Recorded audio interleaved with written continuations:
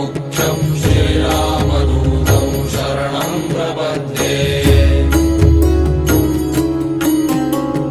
मनोजवं मारुततुल्यवेगं जितेन्द्रियं बुद्धिमतां वरिष्ठं वातात्मजं वानरयूथमुख्यं श्रीरामदूतं शरणं